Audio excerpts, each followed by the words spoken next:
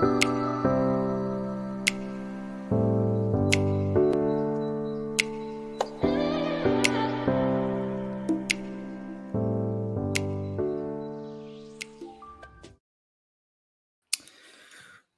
it's hot here in Cape Town today, teacher. Damn. Very hot here, very warm here. Still, I mean, it's 7 o'clock already, and it's still hot. Not so much of a breeze or anything, but hello everybody. How are you doing, Aditya? I mean,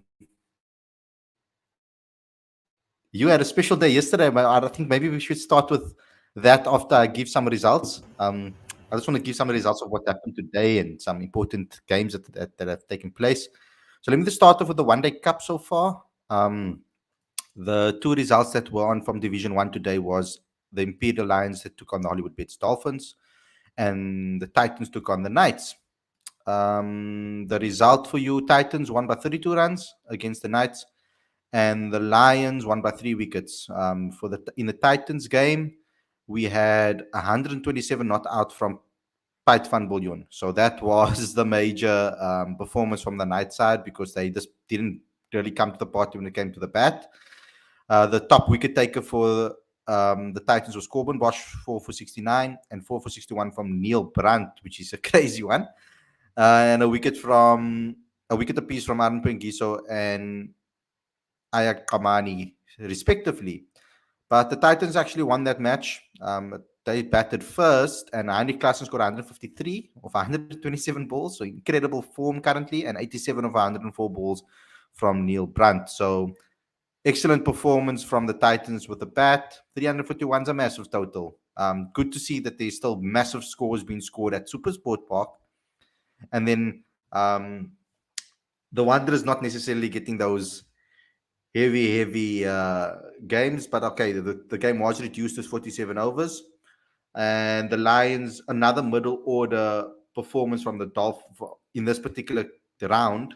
Middle order performance from Ethan Bosch, who got 68 of 73, and another century from Adile Pechlekwayo.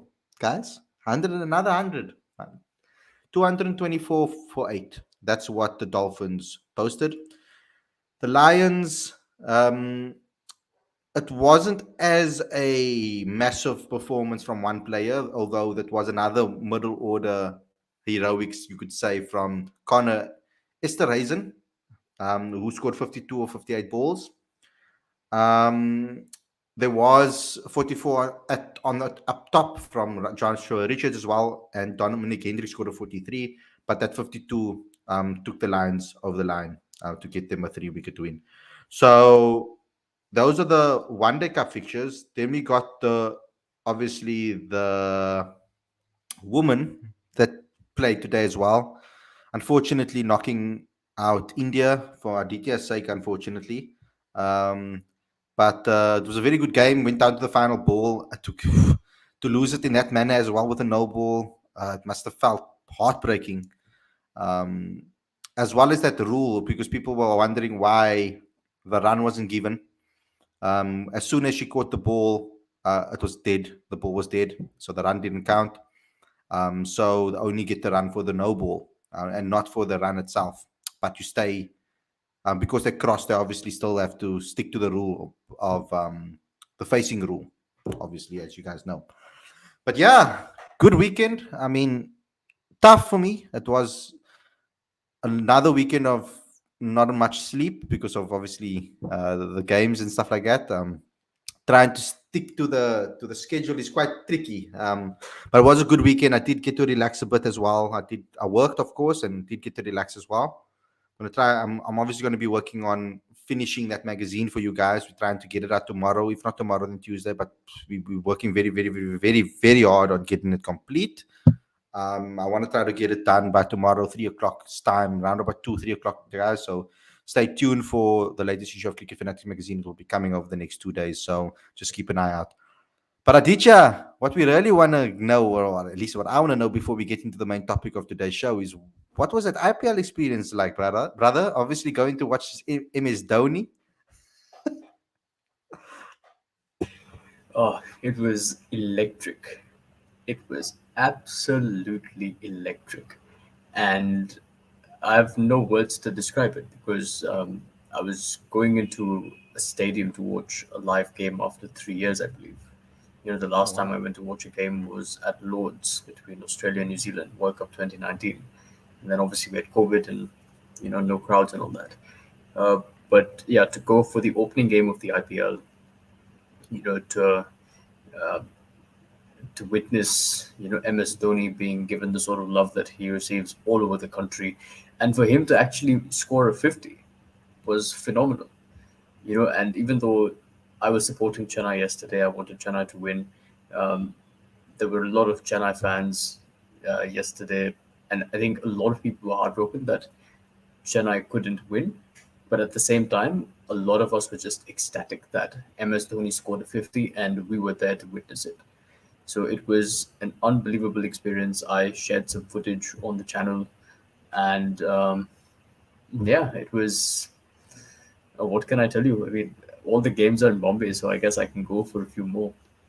Yeah, excellent. That's awesome. I'm so glad that you experienced that.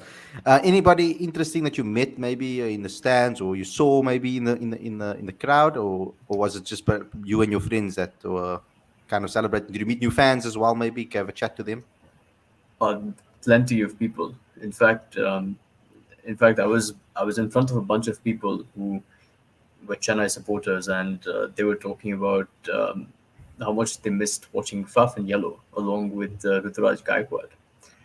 They said that if Ruturaj Gaikwad basically he edged in the first over to the first slip, and a lot of people were like, if he was batting alongside Faf, he would have never played that shot. So there was, so I think there was that sense of melancholy, I suppose. Just Mhm. because he's been with that team for 10 years, and to see Ruturaj not open with Faf was um, it did make for quite a sad experience for a lot of people. But you know what? I can't take away from the experience of that game. It was phenomenal. Yeah, And just 25% crowd. So whatever, all the only noise that 25%. you're seeing in those videos, check out our Instagram page, people. We've put some footage up from the game yesterday. That's just 25% of the stadium that's been occupied. Mm-hmm. So um, that's a lot of noise for 25% occupancy.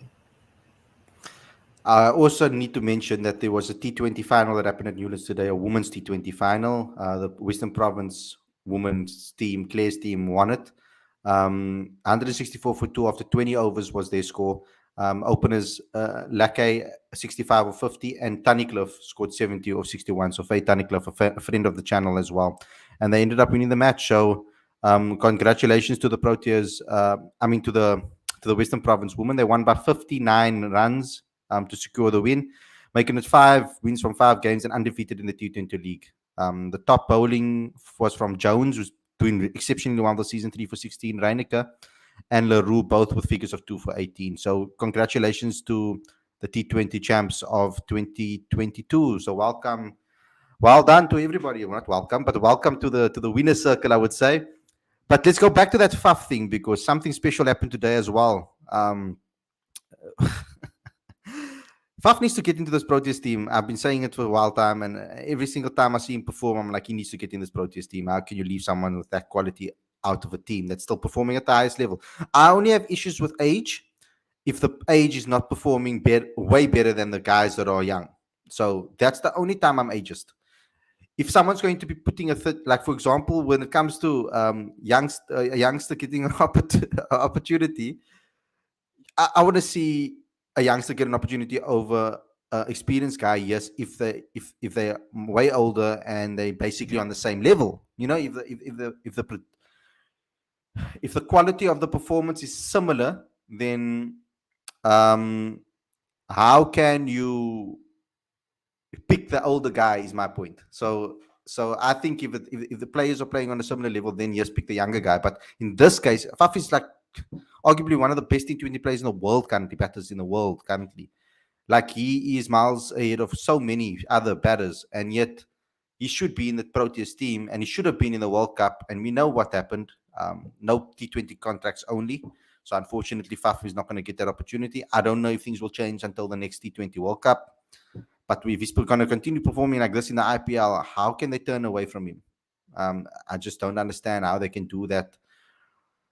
Like, I can understand from a team, maybe team perspective, team culture perspective, that they want to keep a unit and all of those things. But I'm sure the team would understand if you bring someone like Faf to Plessis into the team, if he's performing the way he's performing. And I would say that if Faf was playing in the T20 World Cup, in the T20 World Cup in 2021, I doubt he would have.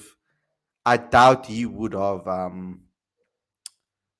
I doubt he would have lost to Australia in that opening match, because when it comes to Australia, Faf always performs. Yeah, so Aditya, Faf's innings. I mean, I didn't get to watch it, unfortunately. I was out with my cousin. I took my cousin out. We have Ramadan next Saturday. It starts for us. So obviously, it's not going to be another week. It's the last weekend that we have free, basically. So I wanted to just spend some time with him. And I think we got an opportunity. I took him to watch. We went together to go watch Batman. It's obviously another third time for me.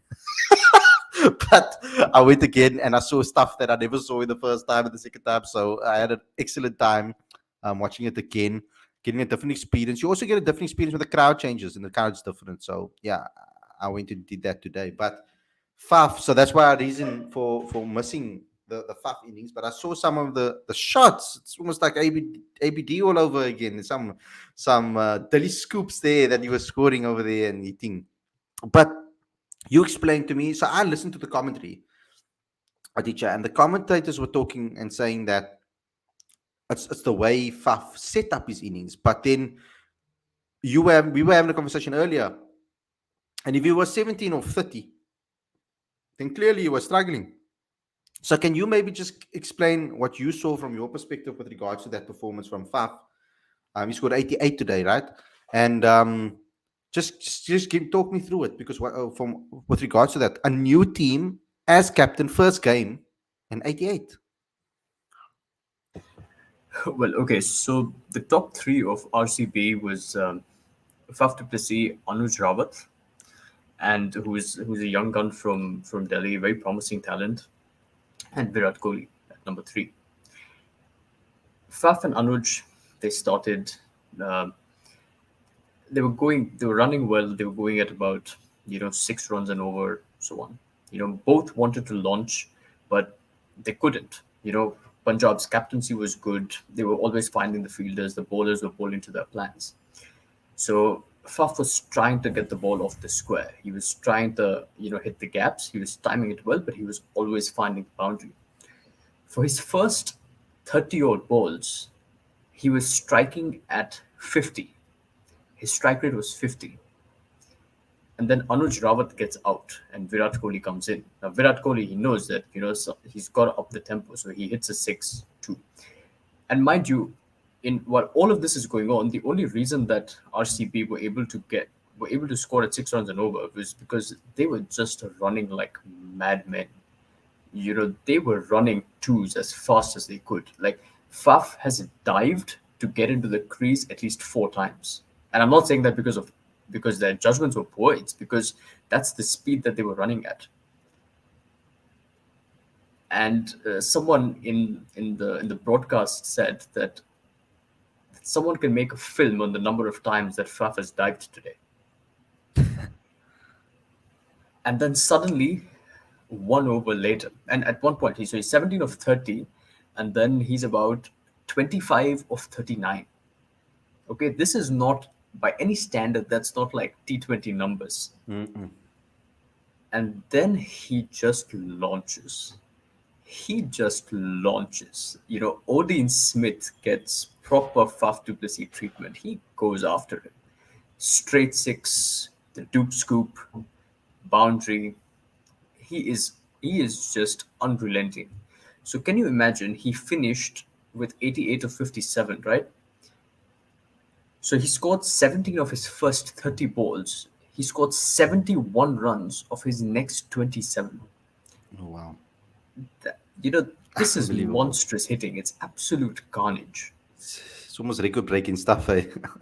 It's there is no way. There is no way that a guy who's like, he's close to 38 now and he's that fit. He's literally dripping in sweat, but he's able to generate that sort of power. And he's not hitting sixes that are just off the boundary rope. He's hitting 85, 90-meter sixes. That is huge.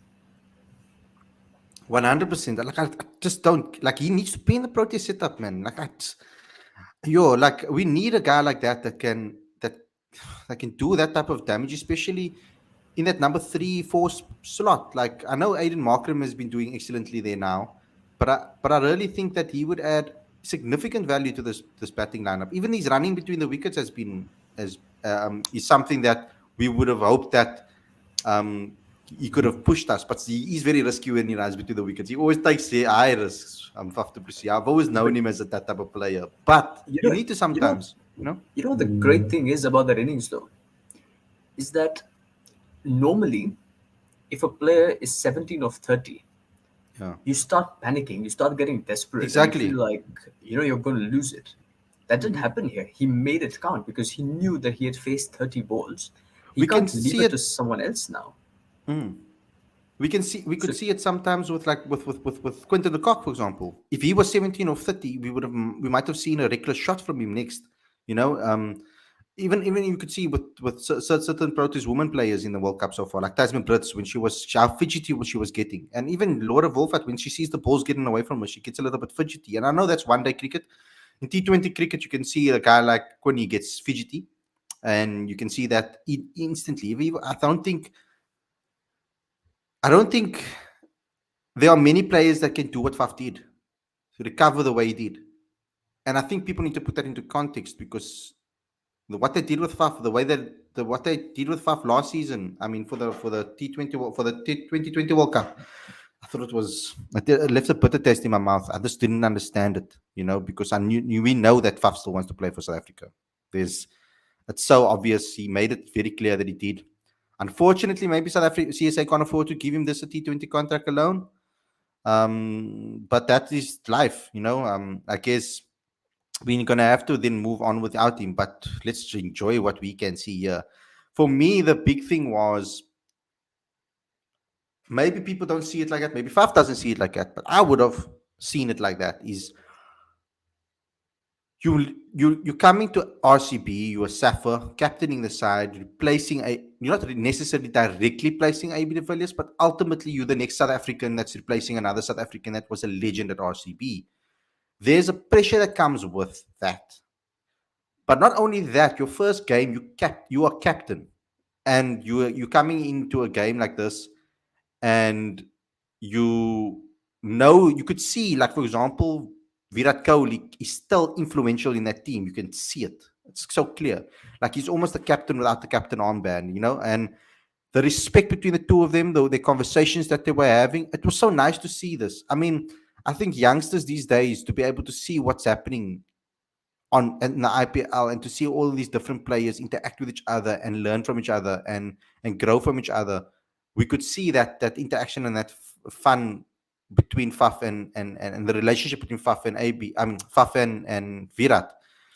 It's like it's great to see that, but you can't necessarily guarantee that that's going to happen.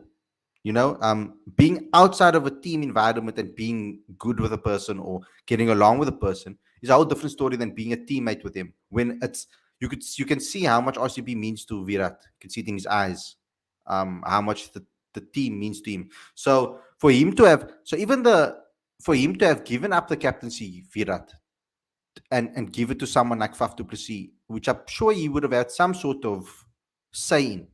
I'm sure that Virat would have had some sort of say on who could possibly be the next captain, who they should have went in for to fill that role. So there would have been a lot of pressure on him to not only be the captain and take RCB who have never won a trophy and all of those type of things, but also to be the next Safa after AB de Villiers in this team, and to come off after you have such a poor start to then come back and get such a great score. Congrats to him, and it's really awesome to see. Virat was part of the conversation that took place before the auction when they decided on Faf, and he said that it is imperative that we have Faf in the team. And once they had him in the team, it was obvious that he was going to be captain. And Faf and Virat have been friends for a while, so they know each other well. And Faf said immediately as soon as at that press conference, and I don't know how many people watched that unbox event, where I think hundreds of thousands of people were on the streets of Bangalore, for the captain announcement, for the jersey reveal, and for the presser, with the captain. So it was a huge event, and Virat was a part of that. I mean, not a part of that, but he was a part of the conversation that led to Faf being captain. So you're absolutely right there. Yeah, so excellent to see this. Yeah, good performance. We'll see what happens with RCB in the end of the day, because obviously they currently chase the opposition is currently chasing Pujang Kings. It's weird to see Tawan at the Kings. It was just weird for me. I don't know. It just felt weird. Anyway, let's move on. The main topic I want to talk about today is what can the Proteas men learn from the women and the way they've approached this tournament. Now, what the Proteas women need to get amazing plaudits for is the fact that they've won so many close games. Every game went to the wire. Like, that's insane. To come through on 6 occasions. Okay, let's say 5 occasions, because the West Indies game was obviously rained out, but it looked like South Africa were recovering in that match as well, after a massive collapse. So, but in the other matches, and tough opposition too. It's not like they had an easy run. Okay, yes, the first opening game, maybe you could say, because tournament debutants, and then Pakistan, who are not necessarily doing as well. But then straight after, you've got the likes of England and New Zealand. It's not like it was just spread out. You playing two of the best teams in the world, and then afterwards, West Indies. Okay, yes, they didn't come through, but then to secure that number 2 position on the log was very important, because you don't want to end up playing someone that you don't want to end up playing Australia in the semi-finals necessarily. You want to rather meet them in the final, because they're the unbeaten team. So what I've enjoyed about the Proteas women team the most is it's not only because it's not the passion, it's not the mentality from a performance perspective, it's not the wins, it's not all of those things. To me, it's the game management that I want to speak about, because that is something that I feel you can take out and we can use to educate the men's sides and other teams. I think the Proteas women's game management has been pretty damn good, especially in the chases. The way they've set up their chases has been excellent. Now, yes, Chloe Tryon hasn't yet gone unbeaten in a chase where she's really taken us over the line per se and stayed the unbeaten player. But she's put us in positions of strength to win matches where singles until the last over will do. And we put yourself in a winning position. Now, yes, South Africa got a bit of luck today. That no ball changed the entire game back into South Africa's favor. Because I was really looking at it and I was like, oh wow, India's coming back here. They could possibly actually win this game. And then the no ball happened. And it changed things. But the way South Africa recovered after India got back into the match, one thing that I would like to see South Africa fix, maybe going forward, is those wickets in clusters that happen. When Loro loses a wicket and then quickly afterwards someone else loses their wicket or a couple of wickets fall, I think we need to control that a little, because we can't rely on Cup so many times to come and take us over the line every single time. She almost did it again today. Luckily, Mignon Dupree was at the crease, getting half century to help take us over the line. Obviously, Roar Wolfert set up the innings. But let's talk about strategy. I don't feel necessarily at the moment with Lazal searching for form, we're probably going to have to analyze it properly and see, because up until those points where she got run out, she looked good. So it might not be form. She just got a little bit unlucky with some runouts. It's almost like they're setting it up for her to have a second bite at England, because she had a bite at England and got run out. She's going to have a second bite at the cherry right now against England, to a team that she's been the most successful against. So that's the game for her. That is the game where we want to see her play, the final and the semi-final.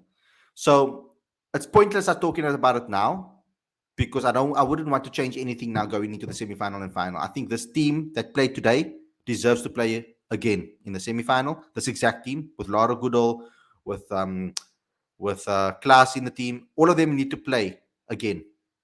Um, so I would like to see that happen again. Speak the same team, but the fact that they won so many close games, it's to show the way they've run between the wickets. That has been for me the most impressive. I think that to keep the run sticking over, what Laura Goodall did today, running between the wickets, the way she kept the run sticking over and kept Laura Wolfart happy. That's the most important thing, because Laura Wolfart needs to feel like she is growing and getting better and getting the ball. She rotated the strike very well. Yes, they know each other very well from Western Province, the town with Western Province. But I think the game management, particularly, I've been very impressed with. Aditya, from your perspective, what have you been the most impressed with regards to the women's team, and what can the men's team take out of what we've seen from the women? Well, today I was most impressed with the strike rates of Laura Woodward and Laura Goodall, because it always seemed like they were ahead of the game. You know, they had wickets in hand. They were playing safe cricket, but they were never in a position where they were under immense pressure. Obviously, losing wickets in succession can cause that, but given the way that they were going, it didn't seem like they were under any pressure. And again, fantastic innings from Laura Wolfart. Laura Goodall was great as well, and I think there's nothing better than having a key player strike form when it matters the most, and that's Mignon de Pree. We've been talking about her start to the tournament, which was far from ideal. And, she would admit to that.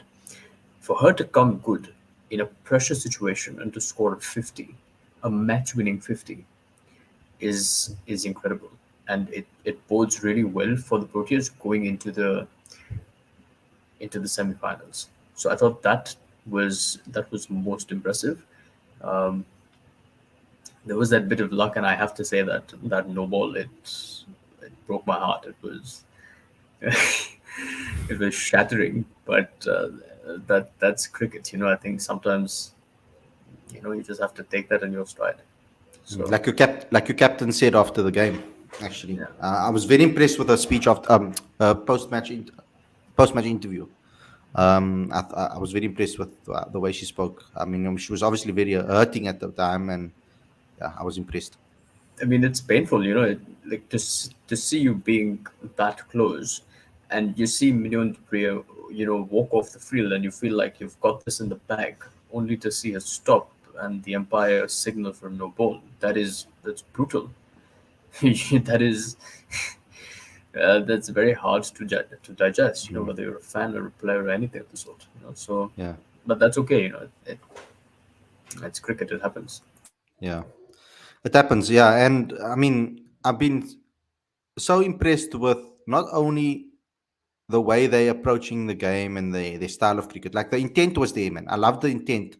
Like Sune came out and she tried to go for it. Even um Mignon de Pree, she tried to have a go at it, and that's how she went out actually off the noble. Is she tried to actually go for it at the end, and it was good to see that they had that intent. That the intent was right. Maybe the execution wasn't. Chloe Tryon is going to. I think still a time is around the corner. I think that it's brewing here. I feel that Australia or England have to be very, very wary about of her specifically, because I think that's a big score is coming. Um, I like the way they built momentum throughout this particular tournament. They've gotten better and better as the tournament's improved. At first, it was like 220s, 224, 250, 270, 274. Like they've increased their run scoring ability as well. The one thing that's remained consistently class is obviously the bowling unit. Shabnim Ismail is just going to continue that. It's good to see her momentum, and I hope she keeps that momentum going. Marazan Cup, the BMT in that lady. Oh my God! Like she's one of my favorite players. She's always has been. And that's why maybe I don't make such a big fuss all the time, because I don't want to necessarily always favor the players that I really like. Like I hardly speak about Laura as well, because those are like two of my favorite players. So I'm trying to give a little bit more exposure to some other ladies that have done well as well. I think an underlying, I think what one of the dark horses in this Proteas women's team that is doing such a great job behind the scenes that maybe not a lot of people are seeing, and it's particularly in women's cricket, is Trisha Chetty. How clean she's been behind the stump. She hasn't given a lot of extras away, balls going to the boundaries, extras. Not a lot of that has been happening. She's been very clean behind the stumps. But what she's done with a bat, I've been impressed with. To come into a situation as a number 7, 8 batter, and then having to just make sure that you get off the strike and you let go of your ego first and foremost. Because for a batter, and she's a batter, remember that, guys, she shouldn't be batting that low. I think it's way too low for her. But currently, with the way the setup is the amount of batting talent that we have in that lineup, as you can see, we battle 8, and it's incredible to see that. But from that perspective, I would say that Trisha Chetty coming in, being able to do her job every single time she came to the crease, she did a job. Only once we saw a little bit of a blip when she tried to like actually go for it, which she didn't need to. But we had wickets in hand to be able to get over the line. But generally speaking, I think what she's done, she's brought a calmness to this team that we are not necessarily too worried when we lose wickets. We can remain calm and do the job. There are enough partners for the in batter. So as long as we can keep batters building partnerships, I think what South Africa has done very well is building partnerships. And that has been very, very, very good from their side. And I want to give them 100% fully props. They've been so great in this tournament and they really make us proud.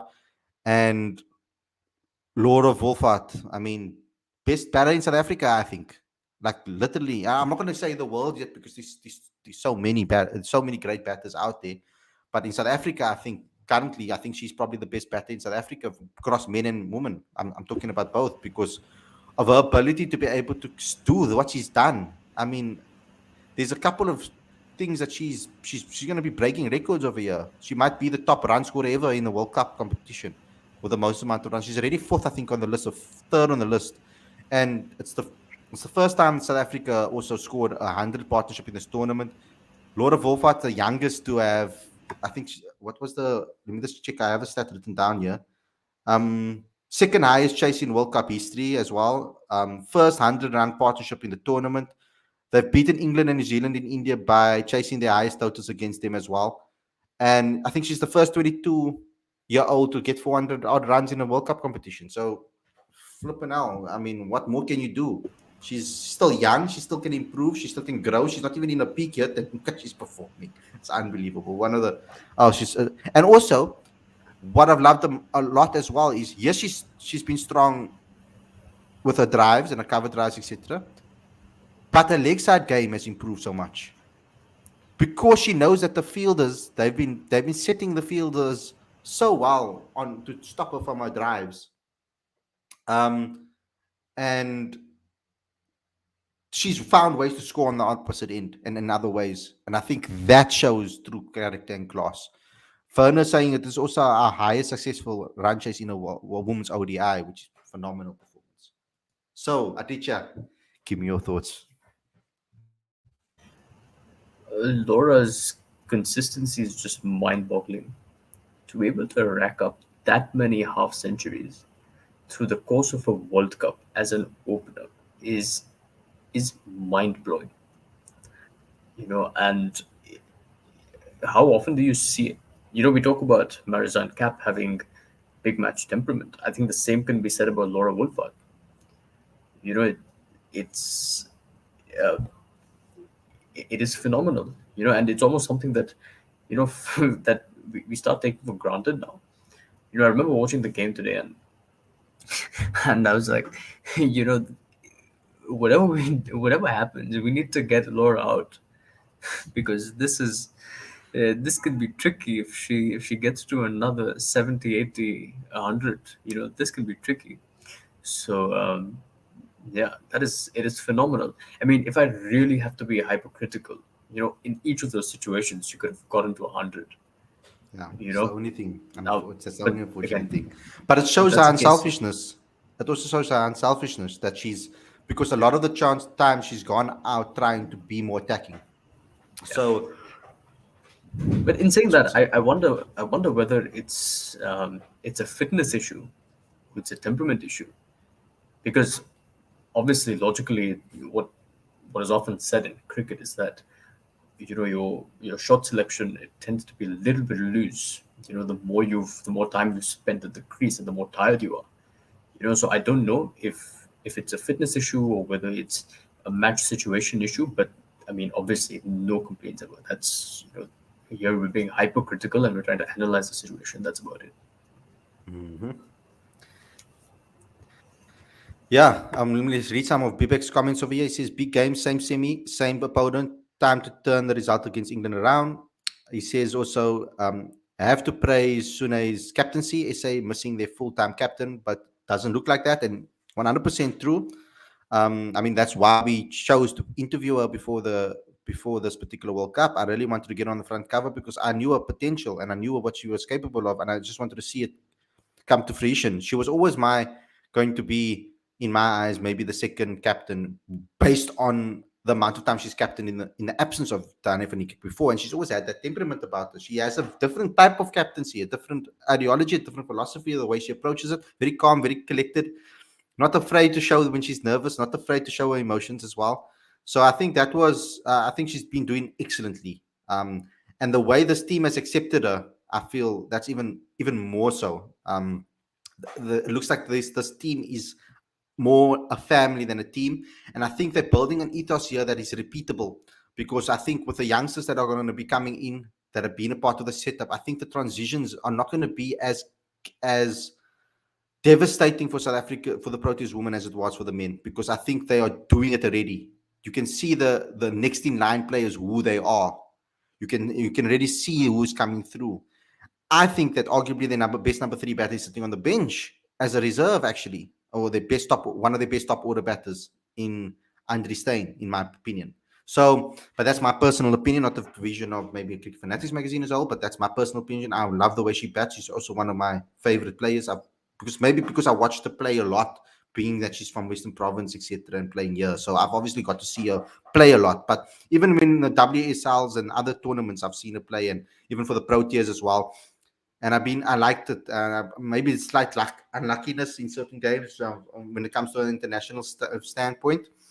But I think there's a nice transitional phase here. I like the way they're looking like they're going to be nailing that transitional phase. Other than unlike the South African men's team, why so many female cricketers? Okay, that's like but how the hell supposed to know that, bro?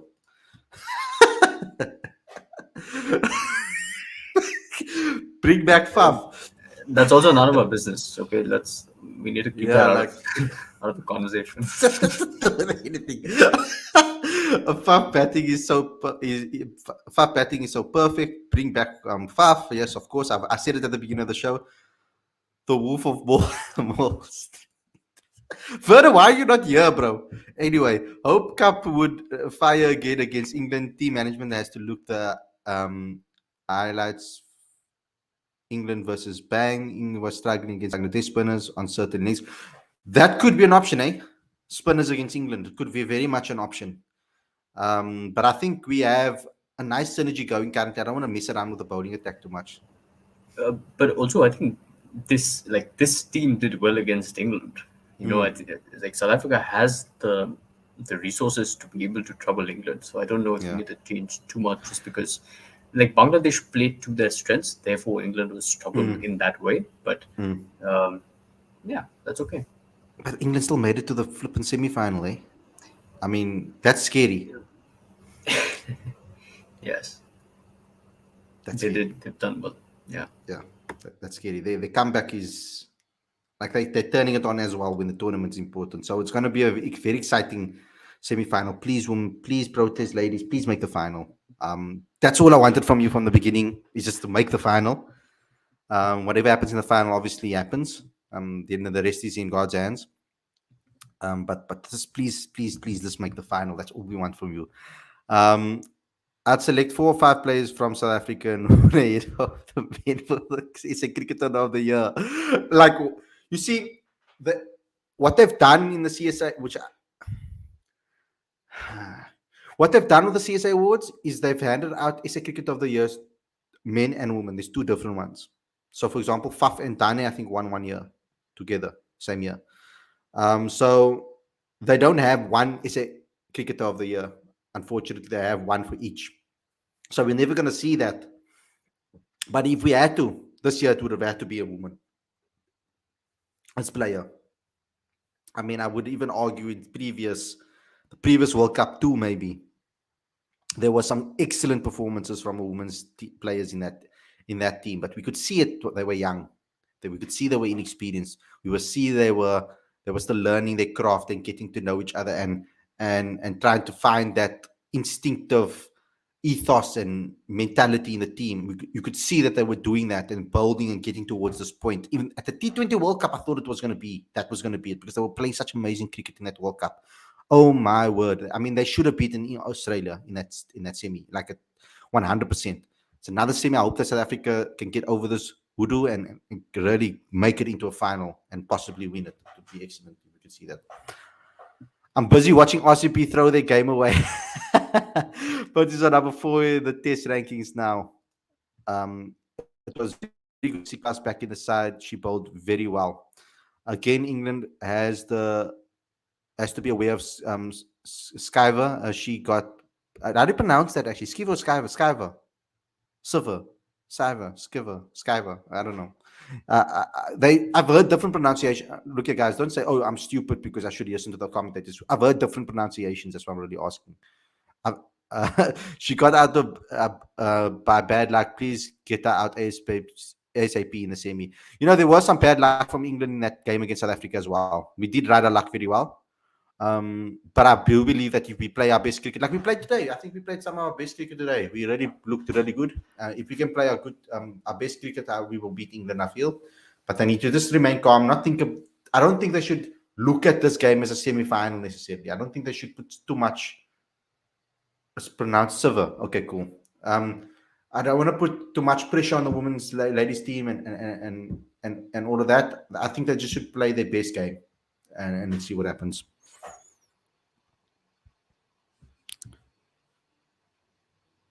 English test team should be banned from playing cricket. No. We need transitional phases to we need transitional phases to keep things going, guys. Teams are going to go through phases where they do poorly. I mean, it's natural, it's normal. And okay, India hasn't necessarily really felt that, I feel, quite yet. I think they will feel it. I actually do think they're going to feel it soon, though, because I think this golden generation, but with the amount of players that you guys have available, it just makes it a lot harder to fail long term. You might maybe have a couple of blips, but I don't think you'll go through a massive drought like South Africa would have gone through. England will go through, for example, in certain games. A loss to West Indies in Test cricket isn't great as far as England is concerned. Yeah, we're not talking about England right now, but yes, it's not good. But yeah, not great to see. We're going to get Aaron on the show today, guys. But it's Mother's Day in England. I didn't know that Mother's Day was on a different day in England than it was in South Africa. Sorry, guys. Mind my ignorance and stupidity. But I had to, when he said that, I was like, oh, Mother's Day. Okay, go. Happy Mother's Day to you, Aaron, and your family, and I hope you're having a great time. He was going to come on and have a chat with us, but he'll probably be here for the preview, so he apologizes for not making it. Aditya, your final words, bro, before we say bye to the fan base. It's a win to savor for South Africa, and hopefully they can carry on and replicate this performance in the semis as well. They're playing against England. It's a team that they've won against before, and hopefully they can remain as calm, composed, and collected as ever, and find a way to win. It's just 2 more wins now. Good on the pre-form, a big bonus ahead of the semi-final. Yes, definitely. Them coming to form. Was not talking to change bowling lineup. Was asking to see the spinners, to see the length. England versus Bangladesh. That would help. Traun and Sune is good. No combination change. Okay, cool. So you just want to see our bowlers maybe change up their lines, change up the lengths. be a little bit watch what other teams have done against England, and then maybe implement that. Yeah, that's a good point. Sune is with a ball. It's a love hate game with her and the ball. It's not always her best friend. Sometimes she's excellent, and then other times she's a bit all over the place. Um, I don't know what it is. Sometimes her rhythm is a little bit off, and she will bowl full tosses and pies, and you won't know why and don't understand why. And then the next time she'll take a five and look like prime Shane Warne. So on the other hand, it is up and down, but I'm hoping that she can bowl a lot better in this particular match because um, she hasn't necessarily needed herself yet. I'm saying needed herself yet because she's the captain. So the team hasn't necessarily needed her spinning exploits necessarily from a wicket taking perspective as much quite yet. She's been basically just doing a job and making sure that she does it. Asuna needs to use her leading arm better. The moment she doesn't, she floats a full toss. She needs to pull through the crease. And I was talking about exactly that. The full tosses are a problem, and she gets a little bit boggled down. And you could see after the one game, then when Cash was asking a question, she just smiled at Cash and she didn't want to answer the question because sometimes she doesn't come to the party with the ball, and it's quite. Sometimes I feel she is embarrassed about it. Sometimes that it doesn't come to the party. Dani's not there. Sune has the ball. No way SA have to cope until. Yeah, of course. I'm completely agreed. Yeah, and yes, of course, that's the case. And Dane is not there because, Dane would have solved so many. She would have not solved so many. She's just an unbelievable cricketer. Like, I'm missing her right now in this team. Like, a vibe, a energy, a concentration, a fighting spirit, everything. Ability to bat, a ball, the ability with the ball, the captaincy, everything. I do miss her. But in her absence, the Proteas women have done excellently well. So, guys, thanks a lot for tuning in. I hope you guys enjoyed this episode. Don't forget to smash the like button. Don't forget to comment. Don't forget to subscribe. Click that notification bell for all future video. And share this with all your friends and families too. Also, don't forget to download the latest issue of Cricket Fanatics magazine. We are working hard to get you the next issue. Link is on the screen as well as in the description. Go ahead and click on the link on the screen to do so. Also, you can become a patron today. Go ahead and become a patron. The link will be on the screen as well. Where is it now? Here's it here on the screen as well as in the description. Click on that and you'll have access to our Patreon account. You'll have different tiers that you can maybe select. Don't forget to also go to cricketfanaticsmag.com for all updates, please, guys. That's where you'll get all your reports, your Aditya does some press conference pieces, etc. You'll see some opinion pieces from all of our writers. You'll also see match reports to catch you up if you maybe missed the innings or you maybe missed the game. You can quickly read our summaries that are on the website. But guys, thanks a lot for watching. Hope you guys enjoyed this episode. Have a great week, guys. Have a great Sunday evening. And we'll see you guys again tomorrow with another daily show. Thanks, Aditya, for joining us. Thanks to all the fans that joined us tonight. We'll see you guys very, very soon. Take care. Peace.